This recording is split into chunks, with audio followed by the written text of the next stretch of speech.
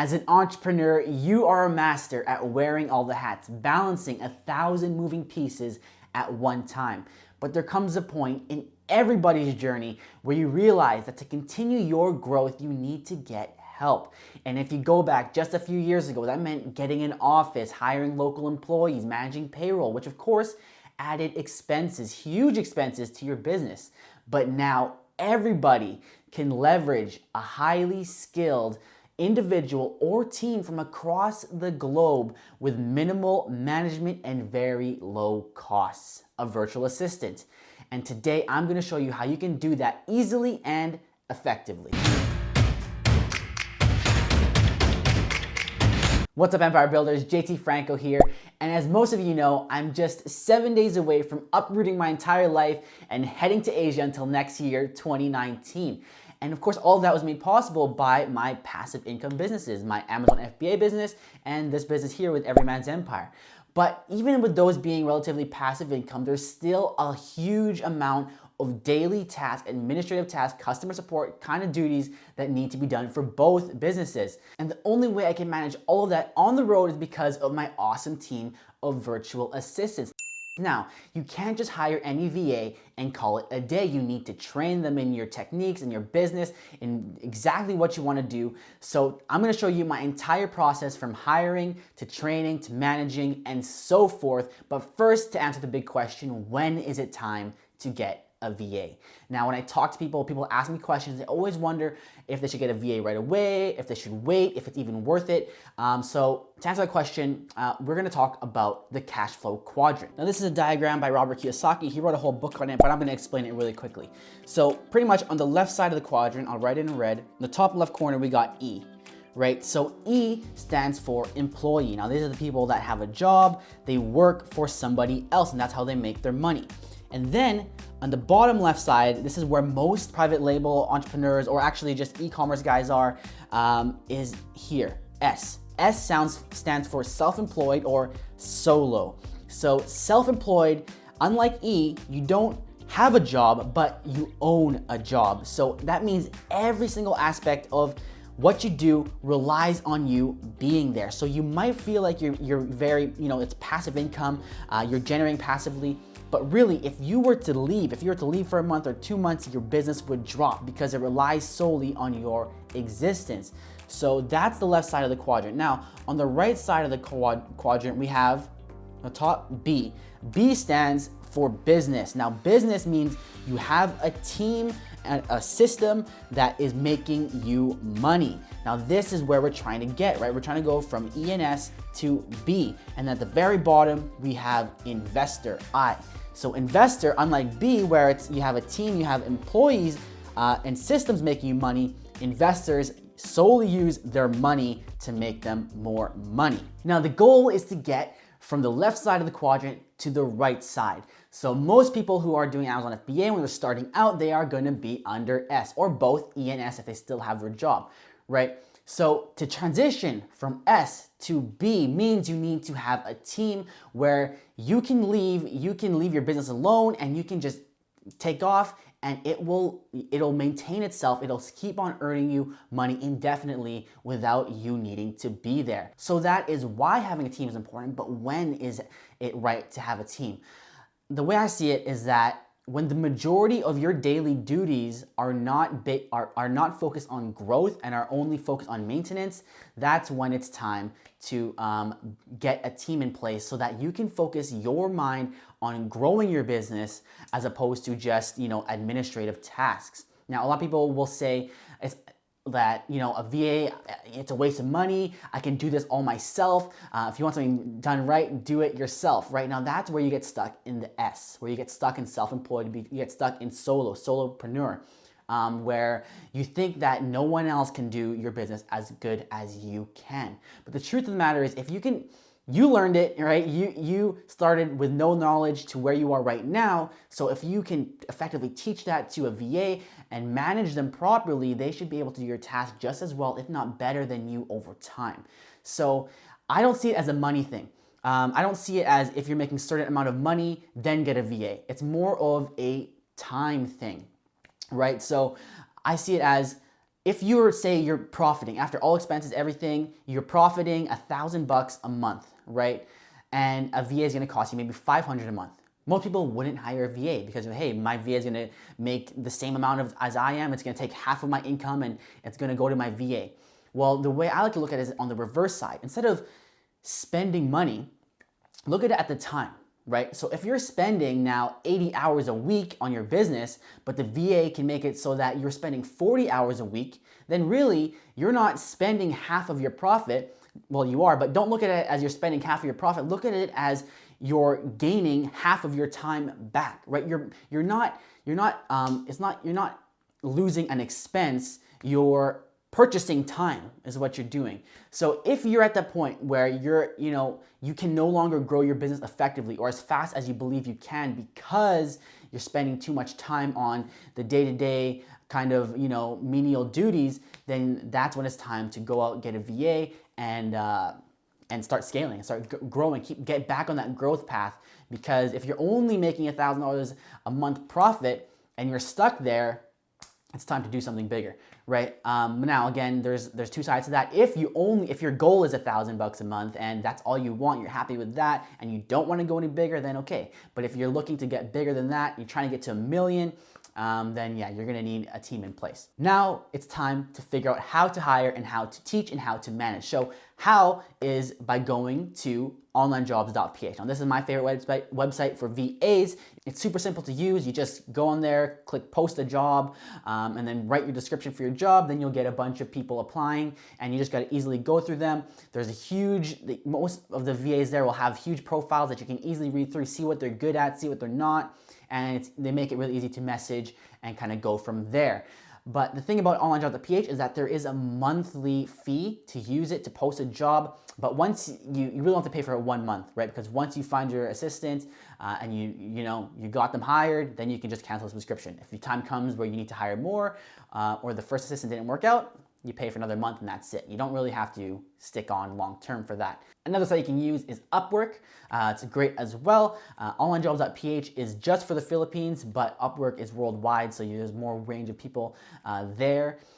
So just use both if you're not, you don't have a preference, and use one or the other. Upwork is free to use, so you can start with there. If you don't find anything, go to onlinejobs.ph or start with there. It's up to you, but both sites are great. So a quick tip when you're actually in the hiring process, you're going to get a lot of applicants for your job, right? So no matter which site you use, you're probably gonna get a lot of applicants. So I like to put together a quick little test or a quick little task that I can send out to every single applicant to see how well they perform. So depending on what job it is, if you want them to answer your emails, right? Maybe send them a frequently asked question and see how well they can answer it, see how good their problem solving is, how good their English is, right? And just get a feel for that. If you're doing, product research on Amazon, then what I would usually do is send them three different products, and I'll be like, pick the best one and tell me why, right? And you just send it to everybody, and it's a really easy way to filter out who would be the best for your job and who maybe isn't. So once you got that done and you hire your virtual assistant, now it's time to train them. Now, training and managing your VAs is going to be the hardest but most important part of the whole entire process, right? Because if your training is very easy for them to understand and they can kind of take it in, then you're gonna have a smooth process. You're gonna have a great relationship from beginning to as long as they work for you. If your training and managing is bad, then neither of you are going to be happy with the experience, and you're not gonna be happy with the outcome. So the site I like to use to do everything is Trello.com. So I'm gonna hop on and let's just go over it really quickly. All right, so we're in Trello. This is just a demo kind of Trello board that I made for this video to show you kind of the options you have with the website. It's a free website and kind of the cool capabilities that you got for training and managing. So in Trello, the way it works is that you make these lists. So you create a list, title it whatever you want, and then inside the list, you have things called cards, right? So inside Trello, you can invite as many people as you want. So once you have your VA, you invite them to their board. You can invite multiple VAs to a board. Just if you want this whole board just to be on your Amazon account and you have a bunch of different VAs doing different things, you can do that as well. Or you can have each VA has their own separate board. So what I like to do is have the first one for training and resources. So if it's like, say it's a graphic designer, I'll tell them how to use the Trello board, and I do it in a video. and then it will show them like the resources would be like our image files, PNG files, design files, all that kind of stuff. If it's for an Amazon, my Amazon account, and it's an Amazon VA, I kind of have I kind of cheat in that in my training material, I'll just link them to our Amazon course, and they have everything available to them, so they know exactly what I want. So actually what happens when I bring on a VA, I make them go through the course, and then I send them a quick little quiz on certain little things just to make sure they watched it and they understand it, and we can go from there. So say this virtual assistant that you hire, you want them to take on your customer relations. So it would be answering all questions from Facebook, Instagram, your Amazon account, your brand email or your account email, and everything like that. What you can do is set up a list just like this, customer questions, and utilize the Trello tags. So when you click on these, you'll see these different tags. And the cool thing about Trello, I like to use it as a way to filter the questions and go through an approval process for brand new virtual assistants, so they know you give them about a month to get used to how you want questions answered, how just learning the answers to different kind of questions, right? So say that there's a question that comes up on Amazon and the customer asks, can I use this product in the rain? So the VA would type here, they would put the question in here, they would click on it, and they would click a label, Amazon, so this question came from Amazon. Right? So pretend this is a VA, not me. And the VA wants to answer, no, you'll get electrocuted, right? So now what happens is they answer it first on Trello, then you can go in here, tag it as approved, meaning, that's an approved answer, go ahead and put that out, right? So you see how Trello can act as the middleman for question and answers, so a brand new VA is not going out and giving customers wrong information. So now that the VA sees it's approved, go in here, put posted, meaning they posted that answer, and then you can just go in here and archive that. And then the same thing will go through here. So will this give me superpowers? No, obviously not. And then, you go and put approved, and then they can post it. So I like to use it like that. I mean, that's just the way I do it. You don't have to do it like that. That's just the way I have gone through it, so that no VAs are answering things wrong. That gives you that level of comfort to know that they're still answering questions correctly, and you're spending less time going over it. You just have to click approved or not approved, and then eventually you can wean the assistant off of this system. The next thing you can do is have a working on and an upcoming. So this is just where the VA would put in exactly all the tasks they're working on, so they're doing something, exactly what they're doing at all times. And then upcoming is where there's specific tasks you want them to do, and you can actually schedule. So the cool thing about Trello is you can link it. I have it linked to my phone so that on my actual calendar, my Google Calendar, it shows exactly what's coming up for all VAs at all given times. This is just an example of something you can have them do, and you schedule it. And when you schedule it, you add a due date, say September 1st at 2 p.m., say 3 o'clock.